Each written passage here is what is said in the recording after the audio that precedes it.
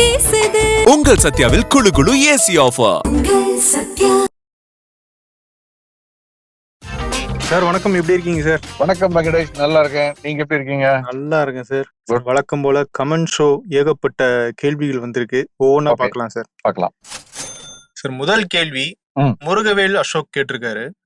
What is dollar index? What is the correlation between dollar index and commodities அப்படின்னு கேட்டிருக்காரு sir. Okay, நம்ம daily அது பேசுறோம், அதனால கேட்கிறாருன்னு நினைக்கிறேன். இதை பத்தி நடுவில் நம்ம எக்ஸ்பிளைன் பண்ணியிருக்கோம், இருந்தாலும் சொல்லலாம், தப்பு இல்லை. இது வந்து யூஎஸ் டாலர் இண்டெக்ஸ் அப்படிங்கிறது என்னன்னா, அமெரிக்க டாலருடைய மதிப்பை சர்வதேச அளவுல வந்து ரொம்ப பாப்புலரா இருக்கக்கூடிய 6 மேஜர் கரன்சிஸ், அந்த கரன்சிஸுக்கு அதோட ஒப்பிட்டு, அது ஒரு பேஸ்கெட் ஆஃப் கரன்சிஸ்னு வச்சுக்கோங்களேன், அதோட ஒப்பிட்டு அதனுடைய மதிப்பு கூடி இருக்கா குறைஞ்சிருக்கா அப்படின்னு பாக்குறது. இதுல மெயினா ஹை வெயிட்டேஜ் இருக்குது யூரோக்கு, 50% மேல வெயிட்டேஜ் யூரோக்கு. அது போக Japanese yen, British pound, Canadian dollar இருக்கு, ஸ்வீடிஷ் குரோனார்னு சொல்றோம் அது இருக்கு, சுவிஸ் பிராங்க் இதெல்லாம் இருக்கு. சுவிஸ் பிராங்குக்குலாம் 3%, ஸ்வீடிஷ் குரோனருக்குலாம் 4%, அந்த மாதிரி தான். கனடியன் டாலருக்கு கூட 9%. அதற்கு அடுத்து பாத்தீங்கன்னா பிரிட்டிஷ் பவுண்டுக்கு கிட்டத்தட்ட 12%, ஜாப்பனீஸ் யென்னுக்கு 13%. மேஜரா வந்து யூரோ. சோ இது இந்த 6 இந்த வெயிட்டேஜ்ல ஒரு பேஸ்கெட்டா ரெடி பண்ணிட்டு அதோடு ஒப்பிட்டு டாலருடைய மதிப்பு உயர்ந்திருக்கிறதா குறைஞ்சிருக்கா அப்படின்னு சொல்றதுதான் இந்த யூஎஸ் டாலர்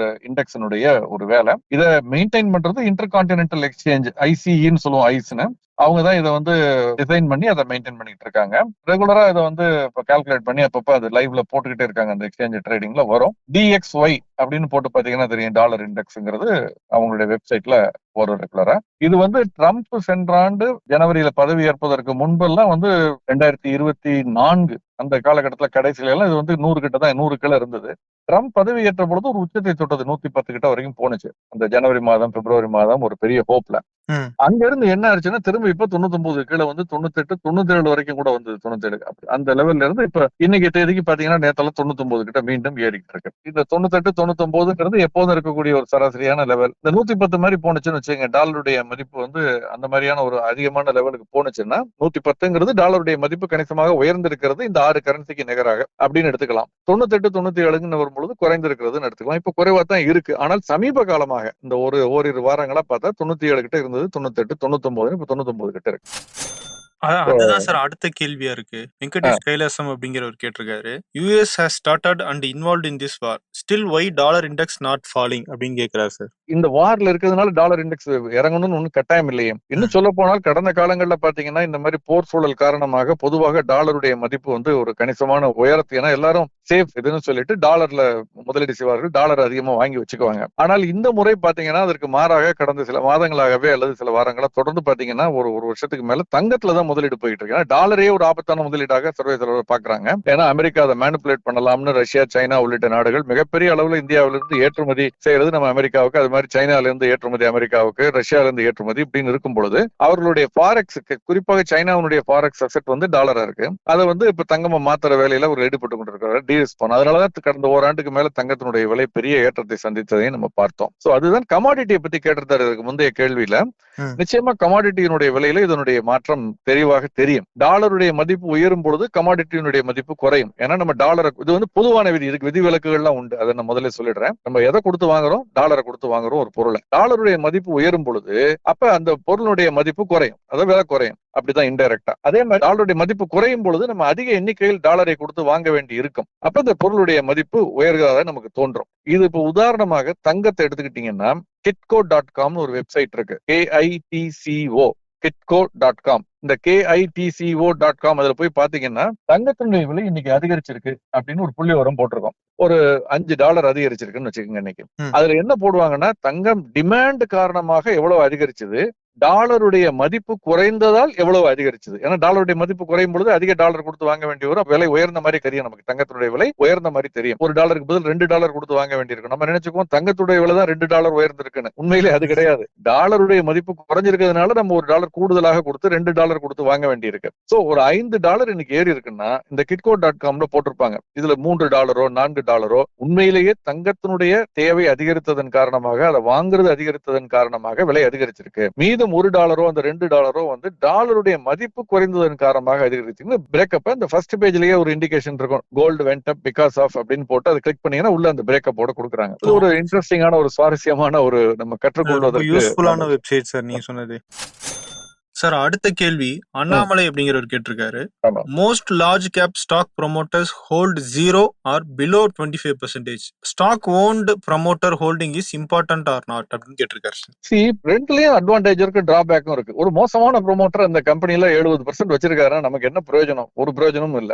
ஏன்னா அந்த நிறுவனத்துடைய பங்கு பெரிய அளவுல ஏற போறது இல்ல, அல்லது ஏறினா ஷார்ட் டேர்மா இருக்கும், ஃப்ராடா இருக்கும். அதே நல்ல ப்ரொமோட்டரா இருந்து அவங்க ஒரு 40% வச்சிருக்காங்க, குறைவான பெர்சன்டேஜ் இருந்தா கூட அவங்கள்ட்ட கண்ட்ரோலிங் ஸ்டேக்னு இருந்துச்சு, வேற யார்ட்டையுமே 40% இல்ல அப்படிங்கும் பொழுது அவர்களால் திறம்பட நடத்த முடியும். ஒரு உதாரணம் தமிழ்நாடு நியூஸ் பிரிண்ட்னு சொல்லலாம். தமிழக அரசுக்கு சொந்தமானதுதான். ஆனா அதுல பிரிடாமினன்ட் ஷேர் ஹோல்டர் தமிழக அரசு முழுக்க சொந்தம் இல்ல. ஒரு 35 ஒரு பங்கு கிட்டத்தட்ட அவங்கள்ட்ட இருக்கு. பாக்கி எல்லாம் இன்ஸ்டிடியூஷன்ஸ்ல இருக்கு. இருந்தாலும் பல ஆண்டுகளாக தொடர்ந்து லாபத்தில் இயங்கி டிவிடன் கொடுத்து கொண்டு வரக்கூடிய ஒரு நிறுவனம். இந்த பங்கை வாங்குறதுக்கோ விற்கிறதுக்கான பரிந்துரை கிடையாது. ஏன்னா இந்த லாப நஷ்டம்ன்றது ஏற்ற இறக்கத்தோடு இருக்கக்கூடிய ஒரு விஷயம் தான். ஒரு உதாரணத்துக்கு சொல்றேன். இது வந்து ப்ரொமோட்டர்னு யாருமே இப்ப கிட்டத்தட்ட இல்லைன்னே சொல்லலாம். நீங்க டெக்னிக்கலா வேணா ப்ரொமோட்டர்னு சொல்லலாம் தமிழ்நாடு அரசாங்கத்தை. ஏன்னா 3 ஒரு பங்கு அவர்கிட்ட இருக்கிறதுனால. பட் மெஜாரிட்டி ஷேர் ஹோல்டிங் யார்ட்டையும் இல்ல. இப்ப டைட்டன் எடுத்துக்கங்க. டைட்டன் நிறுவனத்தை எடுத்துக்கிட்டீங்கன்னா டைட்டன் நிறுவனத்துடைய முக்கியமான முன்னணி ஷேர் ஹோல்டர் யாருன்னு நினைக்கிறீங்க? சார் டாட்டாவா சார்? அப்படிதான் நம்ம எல்லாம் நினைப்போம். அவர்களை விட ஒரு சிறிய அளவு கூட வச்சிருக்கிறது தமிழ்நாடு அரசாங்கம். ஓ ஆமா சார். தமிழ்நாட்டுல தானே சார் ஃபர்ஸ்ட் கிருஷ்ணகிரியில தொடங்குனாங்கல்ல சார்? அதுதான் பல ஆண்டுகளுக்கு முன்பு 80களில் அந்த துவங்கப்பட்ட பொழுது டிட்கோ தமிழக அரசினுடைய அந்த தொழில் வளர்ச்சி நிறுவனம் வந்து அதுல பெரிய முதலீடு இடம் கொடுத்தாங்க. அது ஒரு முதலீடாக அவர்கள் வைத்துக் கொண்டார்கள். டாடாஸுக்கு கிட்டத்தட்ட அதே அளவு இருக்கும் அப்படின்னு வச்சுக்கோங்களேன். சோ அதனால நிறைய பேர் டாடா குழும நிறுவனம்னு தான் பெரிதாக அறியப்பட்டது. பட் ஆனா டிட்கோவுக்கு அதிக அளவுல வந்து அதுல பங்குகள் இருக்குங்கிறது தான் உண்மை. அதனாலதான் டிட்கோ நம்ம தமிழக அரசினுடைய ரெப்ரசன்டேட்டிவ் அந்த போர்ட் ஆஃப் டைரக்டர்ஸா இருப்பாங்க. டைட்டன் வாட்ச் வாங்கினா அதுல ஒரு பங்கு தமிழ்நாடு அரசுக்கு வருமா சார்? பல கோடிகள் வந்து டிவிடெண்டா வருஷம் போட்ட முதலீடை விட பல மடங்கு வந்து அரசாங்கத்திற்கு இன்னைக்கு வருமானம் வந்து கொண்டிருக்கிறது. தமிழக அரசாங்கம் செய்த மிக சிறந்த முதலீடுகளில் அது ஒன்று. ஆனால் டாடா குழும நிறுவனம்ங்கிற அந்த குறைந்த பங்கு இருந்தால் கூட அந்த நல்ல பெயர் அதுக்கு இருக்கு. டைட்டன் ஒண்ணு இப்ப நீங்க டாடா குழும நிறுவனமான்னு சொல்றீங்க. இப்ப இதே லார்சன் அண்ட் டியூப்ரோ எடுத்துக்கங்க. ப்ரொமோட்டரே கிடையாது. அதுக்கு யாரு ப்ரொமோட்டர்? ஐடிசி எடுத்துக்கங்க. பேட்டர்னு சொல்லலாம் நம்ம. பட் ஆனால் அது இல்ல. அதனால இப்ப ப்ரொமோட்டரே இல்லாத பெரிய அளவுல பங்குகள் இல்லாத நிறுவனங்கள் நல்ல சிறப்பட செயல்பட்டு கொண்டிருப்பதை கடந்த காலங்களில் பார்த்திருக்கோம். பெரிய ப்ரொமோட்டர் இருந்து குறிப்பிட விரும்பவில்லை. ஆனால் திவாலான அளவுக்கு போன நிறுவனங்கள், திவாலான நிறுவனங்களும் இருக்கிறது. ப்ரொமோட்டர்ஸ் நிறைய ஹோல்டிங் வச்சிருந்து பார்த்திருக்கோம். இப்போ விஜய் மல்லையா உடைய நிறுவனங்கள் என்ன ஆச்சு அப்படிங்கிறது நமக்கு தெரியும். இன்ஃபேக்ட் அவர் அதை விட்டு விலகி போனதுக்கு பிறகு அவர் விலகி போன நிறுவனங்கள் திறம்பட செயல்பட ஆரம்பிச்சதையும் கடந்த காலங்களில் பார்த்திருக்கோம். ப்ரொமோட்டர் ஹோல்டிங் இம்பார்ட்டன்டான, நிச்சயமா இம்பார்ட்டன்ட். ப்ரொமோட்டர் ஸ்டேக் இன்க்ரீஸ் பண்றாரு அப்படின்னு Bombay stock exchange website, NSC வெப்சைட்ல போய் பாத்தீங்கன்னா ப்ரொமோட்டர் ஸ்டேக் இருந்த இன்சைடர் ட்ரேடிங்னு ஒரு காலம் இருக்கும். அதுல போடுவாங்க அவர் ஸ்டேக்கை ஏத்தி இருக்காரு, கூட்டி இருக்காரு, வாங்கி இருக்காருன்னு. நிச்சயமாக அது பாசிட்டிவான விஷயம். ஆனால் அது ஒண்ணு மட்டும் பாசிட்டிவான விஷயம் நம்ம நினைக்க முடியாது. அதை மட்டும் நம்பி நம்ம முதலீடு பண்ண முடியாது. அது ஒரு கூடுதலான ஒரு உபரி தகவல், ஒரு சாதகமான தகவல். இது ஒரு பக்கம். ஆனால் ப்ரொமோட்டர் இல்லைங்கிறதுக்காக அதை நம்ம மட்டமாவும் நினைக்க முடியாது. குணசேகரன் அப்படிங்கிறவர் கேட்டிருக்காரு சார். மார்க்கெட் அப் ட்ரெண்ட்ல போகுமா இல்ல டவுன் ட்ரெண்ட்ல போகுமா? இந்தியாவில இப்ப ரொம்ப டவுன்ல இருக்கே அப்படின்னு கேக்குறாரு சார். பொதுவாக மார்க்கெட் அப் ட்ரெண்ட்ங்கிறது ஒரு 3-4 ஆண்டுகள் தொடர்ந்து இருந்ததை பார்த்தோம். 2020 ஏப்ரலுக்கு பிறகு பாத்தீங்கன்னா 2024 வரைக்கும் அது ஒரு 3-4 ஆண்டுகள் தொடர்ந்து ஏற்றத்துல இருக்கும் பொழுது அடுத்து ஒரு 1.5 ஆண்டு 2 ஆண்டுகள் வந்து இறக்கத்துல போறதுங்கிறது சகஜம். நம்ம தொடர்ந்து ஓடிக்கொண்டே இருக்க முடியாது இல்லையா? ஒரு 2 நிதானித்து மூச்சு விட்டு அப்புறம் திரும்ப போவோம் இளைப்பாறி விட்டு. அது மாதிரியான ஒரு இளைப்பாறுதல் நல்லது. சந்தைக்கு எப்போதுமே தொடர்ந்து ஏறிக்கிட்டே இருந்தா ரொம்ப நம்ம ஏற முடியாத உச்சத்துக்கு போய் விழும்பொழுது அடி பலமா இருக்கும். அது மாதிரி இல்லாமல் இருக்கிறது நல்லது. சோ இப்ப நிதானப்படுத்தி கொண்டிருக்கிறது சந்தைன்னு தான் நான் நினைக்கிறேன். இது ஒரு கிராஷாவோ ஒரு மிகப்பெரிய வீழ்ச்சியாவோலாம் நான் பார்க்கல. இது ஒரு கரெக்ஷன், ஒரு ஹெல்த்தி கரெக்ஷன், அப்படி ஆரோக்கியமான ஒரு கரெக்ஷனாகத்தான் நான் பார்த்துக்கிட்டு இருக்கேன். எங்கெல்லாம் வந்து நுரை இருந்ததோ நுரையெல்லாம் செட்டில் டவுன் ஆகிட்டு இருக்கு. எங்கெல்லாம் வந்து மற்ற மாதிரியான, அதாவது ரொம்ப அண்டர் பிரைஸா இருந்ததோ அதெல்லாம் வந்து இன்னைக்கு ஏறிக்கிட்டு இருக்கு அப்படிங்கறத நம்ம பாக்குறோம். சார் அடுத்து ஜோபிகா அப்படிங்கிறவங்க கேட்டிருக்காங்க. ஜியோ பொலிட்டிக்கல் காரணத்தால தங்கம் விலை ஏறும் அப்படின்னு சொன்னாங்க. ஆனா இன்னைக்கு பார்த்தா அதுக்கு எதிராக நடந்துகிட்டு இருக்கே அப்படின்னு கேக்குறாங்க சார். ரொம்ப நியாயமான கேள்வி. இதை நம்ம கடந்த ஒரு வாரமா தொடர்ந்து அட்ரஸ் பண்ணிக்கிட்டு இருக்கோம். நேத்து கூட அதை பத்தி பேசணும்.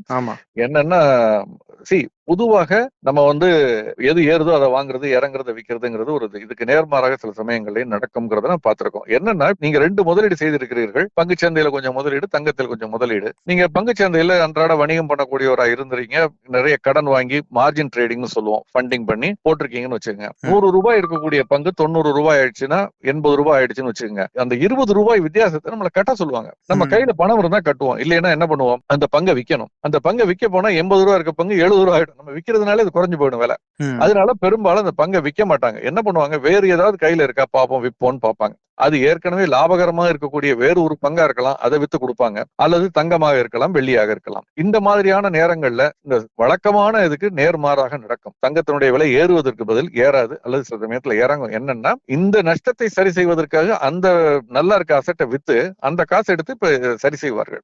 இந்த மார்ஜினை கட்டுறது, இந்த ஆவரேஜ் பண்றது பங்குகளை வாங்குறதுக்கு, இது மாதிரியான ஒரு இதுக்கான தரவுகள் எங்கிட்ட இருக்கான இல்ல. ஆனால் இந்த மாதிரி நடந்திருக்கு கடந்த காலங்கள்ல. என்னுடைய அனுபவத்தில் நான் பார்த்திருக்கேன். என்ன சார் இது நல்ல பங்கு, இதை போய் விக்கிறீங்களேன்னா, இல்ல சார் மார்ஜின் கால் வந்திருக்குங்கிறாங்க, இதுக்கு மார்ஜின் கட்டணும் இன்னொரு இதுல, அதனால இந்த பங்கை வித்தாவது கட்டிடலான்னு பாக்குறேன், இறங்கின விலைக்கு விற்க மனசு வரல, அதனால இந்த பங்கை வித்து கட்டுறேன், இது ப்ளூ சிப் நல்ல நிறுவனமாச்சே, இல்ல சார் அப்புறம் வாங்கிக்கலாம் சார் பின்னால இன்னொரு நாள் அப்படிம்பாங்க. அப்ப இங்கதான் நமக்கு நீண்ட கால முதலீட்டாளர்களுக்கு வாய்ப்பு கிடைக்கிறது. எந்த ஒரு நியாயமான காரணமும் இல்லாமல் ஒரு நல்ல பங்கு இறங்கும் பொழுது இந்த மாதிரியான காரணத்தினால கூட அது இறங்கலாம். வேற ஒரு நஷ்டத்தை சரி செய்வதற்கு இதை விற்கிறாங்களா இருக்கும்.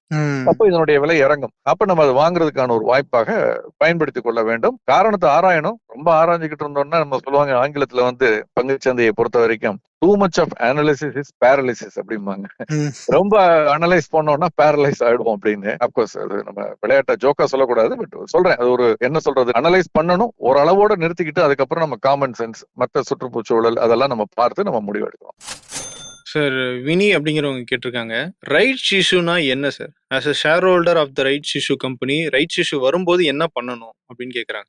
ரைட்ஸ் இஷ்யூங்கிறது உரிம பங்குகள் வெளியீடு, ஐபிஓங்கிறது புதிய பங்கு வெளியீடு, ஆஃபர் ஃபார் சேல்ங்கிறது ஏற்கனவே அந்த நிறுவனத்தில் உள்ள ப்ரொமோட்டரோ முதலீட்டாளர்களோ தங்கள் கைவசம் இருக்கக்கூடிய பங்குகளை முதலீட்டாளர்களுக்கு விற்கிறது ஆஃபர் ஃபார் சேல். இது ரெண்டாவது. ஐபிஓ முதலாவது, ஆஃபர் ஃபார் சேல் ரெண்டாவது. அதற்கு அடுத்து வெளியிட்ட பிறகு அந்த நிறுவனத்திற்கு மேலும் விரிவாக்க பணிகளுக்கோ அல்லது அவங்க புதிதாக ஏதாவது ஒரு தொழில் தொடங்க போறாங்க, அதுக்கு பணம் தேவைப்படுது அப்படிங்கும் பொழுது அவர்கள் ரைட்ஸ் இஷ்யூ வருவாங்க. அவங்க பப்ளிக் ஆஃபர் ஃபார் சேல் வரலாம். ஆஃபர் ஃபார் சேல் வந்தா ப்ரொமோட்டருக்கு தான், அது பங்கு விற்பவருக்கு தான் பணம் போகும். ஐபிஓ வந்தாங்கன்னா முதலீட்டாளர் அந்த நிறுவனத்திற்குள் பணம் போகும். அப்ப அது என்ன பண்ணுவாங்கன்னா, அந்த மாதிரியா புதிய பங்கு வெளியிடுவதை ஐபிஓ மட்டும் இல்லாமல் அல்லது ரைட்ஸ் இஷ்யூவா கொடுப்பாங்க. அப்படின்னா ஏற்கனவே இந்த நிறுவனத்தில் முதலீடு செய்து நீண்ட நெடுங்காலமாக பங்குகளை வைத்திருப்பவர்களுக்கு இதை ஒரு ஊக்கப்படுத்துவதற்கான வாய்ப்பாக பங்கு சந்தையில வணிகமாகிற விலையை விட சற்று குறைவாக கொடுப்பாங்க. பொதுவாக கூட கொடுத்த காலகட்டம் இருந்திருக்கு பார்த்திருக்கேன். பட் பெரும்பாலும் ஒரு பங்கினுடைய விலை 80 ரூபா 90 ரூபா இருக்கு அப்படின்னு எடுத்துக்கிட்டோம்னா அவங்க ஒரு 60 ரூபாய் அல்லது 50 ரூபாய்க்கு அந்த பங்கை கொடுப்பாங்க, ஒரு குறைந்த விலையில. அது ஒரு டிஸ்கவுண்ட் மாதிரி இருக்கும். அவர்களுக்கு என்ன ஆகும்னா, இவ்வளவு நாள் இந்த பங்கில் முதலீடு செய்து வைத்திருந்தவர்களுக்கு இந்த முதலீடுங்கிறது, இந்த குறைந்த விலையில முதலீடு 80 ரூபாய் இருக்கையில 50 ரூபாய் கிடைக்குதுங்கிறப்ப அவர்களுக்கு அது ஒரு போனஸ் மாதிரி, ஒரு உபரி இது மாதிரி இருக்கும். சோ இதுதான் ரைட்ஸ் இஷ்யூ. இப்ப இந்த ரைட்ஸ் இஷ்யூவை அந்த அப்ளிகேஷன் ஃபார்ம் வரும், இப்ப எல்லாம் ஆன்லைன்ல வருது. அதை நீங்க வேண்டாம்னா உங்களுக்கு அந்த 50 ரூபா கட்டுறதுக்கு பணம் இல்ல, அல்லது இது 50 ரூபா ஒர்த் இல்ல, இன்னைக்கு 80 இருக்கலாம், இந்த ரைட்ஸ் இஷ்யூக்கு அப்புறம் ஈக்விட்டி ப்ளோட் ஆகி பெருசாயிடும், அந்த நிறுவனத்துடைய பங்கு முதல் பெருசாயிடும். அப்ப அந்த நிறுவனத்துடைய லாபம் இவ்வளவு பெரிய நிறைய பங்குதாரர்களுக்கு பிரிச்சு கொடுக்கும்போது குறைவா இருக்கும். அதனால எனக்கு இதுல ஆர்வம் இல்ல, அல்லது அவர்கள் புதிதாக துவங்க போற தொழில எனக்கு ஆர்வம் இல்ல, அதனால நான் இந்த பங்குல விண்ணப்பிக்க விரும்பலைன்னு நினைச்சீங்கன்னா அந்த ரைட்ஸ் ரினௌன்ஸ் பண்ணலாம். நீங்க அந்த ரைட்ஸ் இஷ்யூ வரும்போது ரைட்ஸுக்கு நீங்க விண்ணப்பிக்கலாம் 50 ரூபா கட்டி. வேண்டாம்னு நினைச்சீங்கன்னா நீங்க அந்த ரைட்ஸ் ரினௌன்ஸ் பண்ணலாம். ரினௌன்ஸ் பண்ணும் பொழுது அந்த ரைட்ஸ் ஃபார்மே ட்ரேட் ஆகும் சந்தையில, டிமேட் ஃபார்ம்ல. அந்த ரைட்ஸை இப்ப 80 ரூபா இருக்கு, 50 ரூபாய் கொடுக்குறாங்கன்னா ஒரு 5 ரூபாயோ 10 ரூபாயோ பிரீமியத்துல வாங்குறதுக்கு யாராவது தயாரா இருப்பார்கள். நமக்கு தான் நம்பிக்கை இல்ல, வேற அல்லது பணம் இல்ல, வேற யாரோ பணம் வைத்திருப்பவர், நம்பிக்கையை வைத்திருப்பவர் 80 ரூபாய்க்கு சந்தையில வாங்குறதை விட இவருக்கு ஒரு 5 ரூபாய் கொடுத்து அந்த உரிமத்தை வாங்கி நம்ம ஒரு 50 ரூபாய் கட்டி நம்ம வாங்கிக்குவோம், நமக்கு 55 60 நமக்கு கிடைக்குது அப்படின்னு வாங்குறதுக்கு ஆட்கள் இருக்காங்க சந்தையில பல பங்குகளுக்கு. சோ அப்ப நம்ம ரைட்ஸ் இஷ்யூ வரும்பொழுது நம்ம விண்ணப்பிக்கலாம். அப்படி விண்ணப்பிக்கலைன்னா அந்த ரைட்ஸை ரினௌன்ஸ் பண்ணலாம் இன்னொருத்தருக்கு. அந்த ரினௌன்ஸ் பண்றதுக்கு அந்த பங்கு சந்தையில வணிகமாகக்கூடிய விலைக்கும் ரைட்ஸ் இஷ்யூக்கும் இடையில உள்ள எங்கேயோ ஒரு இடத்துல நமக்கு ஒரு சின்ன பிரீமியம் கூட கிடைக்கும். நமக்கு அந்த பணத்தை நம்ம வாங்கிக்கலாம். ரெண்டுமே நம்மளால பண்ண முடியும். விண்ணப்பிக்காமல் விடவும் விடலாம், அந்த ஆப்ஷன் இருக்கு. மூன்றாவது, நான் விற்கவும் விருப்பம் இல்லை, நான் எனக்கு பெரிய டிஃபரன்ஸ் இல்ல, பிரைஸ்ல வாங்குறதுக்கு ஆள் இல்ல, என்னால வாங்குறதுக்கும் ஆசை இல்ல, நான் ரினௌன்ஸ் பண்றேன்னு சொல்லிட்டு அப்படியே விட்டுறலாம், அதை வாங்காமே விடலாம். மூணுமே செய்யலாம், அவர்களுக்கு அந்த வாய்ப்பு இருக்கு. ஆனால் பொதுவாக விண்ணப்பம் பண்றதுங்கிறது விண்ணப்பிக்கும் பொழுது கூட நிறைய நிறுவனங்கள் என்ன பண்ணா 50 ரூபாய்னா 50 ரூபாய் முழுமையாக கேட்க மாட்டார்கள். இப்போதைக்கு 20 ரூபா 25 ரூபா கட்டுங்க, அலாட்மெண்ட்டுக்கு அப்புறம் இன்னொரு 25 ரூபா கட்டுங்கன்னு கால் மணின்னு சொல்றது, அப்ளிகேஷன் மணி, அதுக்கப்புறம் ஃபர்ஸ்ட் கால், செகண்ட் கால், ஃபைனல் கால், அந்த மாதிரி 2-3 பிரித்து கூட வாங்குவார்கள் சில சமயங்கள்ல. சார் இப்போ லேட்டஸ்டா வந்த செய்தி, ஈரான் தங்களுடைய அண்டை நாடுகள் மேல தாக்குதல் நடத்த மாட்டோம் அப்படின்னு சொல்லியிருக்காங்க. இந்த நாடுகள்கிட்ட இருந்து ஈரான் மேல எந்த விதமான தாக்குதலும் வரல அப்படின்னா நாங்க தாக்க மாட்டோம், ஆனா தாக்குதல் ஏதாவது வந்துச்சுன்னா திரும்ப தாக்குவோம் அப்படின்னு ஒரு அறிவிப்பு சொல்லியிருக்காங்க. இது நீங்க எப்படி பாக்குறீங்க சார்? இந்த ஆயில் டென்ஷன் எல்லாம் கொஞ்சம் ஈஸ் பண்ணுமா? இது நிச்சயமா ரொம்ப நல்ல விஷயம். பட் முதல்ல ஏன் தாக்குனாங்கிறது இன்னும் புரியல. அமெரிக்கா தாக்கியதற்கு அவர்களால் அமெரிக்காவை தாக்க முடியல, அதனால அமெரிக்காவுடைய தளங்களை தாக்குகிறோம்னு ஆரம்பிச்சாங்க. இதை முதலையே அவங்க இதை கொஞ்சம் ரெஸ்ட்ரைன் பண்ணி இருந்திருக்கலாம். ஏன்னா மிகப்பெரிய பேனிக்கை கிரியேட் பண்ணிடுச்சு. அதை கண்ட்ரோல் பண்றது கஷ்டம். இவங்க சொல்றது எவ்வளவு தூரத்துக்கு நம்ப முடியுங்கிறது சில மாதங்கள் ஆனால் தான் நம்ப முடியும். ஓரிரு வாரங்கள் கூட நம்ம நம்ப முடியாது. அந்த மாதிரியான ஒரு சூழல் இருக்கு. ஆனால் அது இவங்க சொல்றது உண்மையா இருந்து அதை பின்பற்றினாங்க. அதற்கு நம்ம அதிபர் ஒத்துழைத்தால் நிச்சயமா இது ஒரு கணிசமான அந்த டென்ஷனை குறைப்பதற்கான வழி இருக்கு. ஆனால் அடிப்படையில நம்பிக்கையற்ற ஒரு சூழல் நிலவுகிறது. அந்த நம்பிக்கையை விதைக்க வேண்டும். அந்த நம்பிக்கை மீண்டு வர வேண்டும். அதற்கு நாட்களாகும் நான் நினைக்கிறேன். ஏன்னா இதுவரைக்கும் பெரிய அளவுல அடிபடாத ஆட்கள் எல்லாம் அடிபட்டிருக்கு. நாடுகள் எல்லாம் அடிபட்டிருக்கு இதுல. சோ அதனால நிச்சயமா இது பாசிட்டிவான செய்தி தான். அதுல சந்தேகம் இல்லை. அது எவ்வளவு தூரம் பாசிட்டிவ்ங்கிறது நடைமுறையில் எப்படி போகுதுங்கிறத பொறுத்து தான் அது இருக்கு. கொஞ்சம் காலம் தான் அதுக்கு பதில் சொல்லும். ஓகே சார், ரொம்ப நன்றி சார். இன்னைக்கு தெளிவாக நிறைய விஷயங்களுக்கு பதில் சொல்லியிருக்கீங்க. மீண்டும் நம்ம மண்டே சந்திப்போம் சார். நன்றி, சந்திப்போம். நன்றி சார்.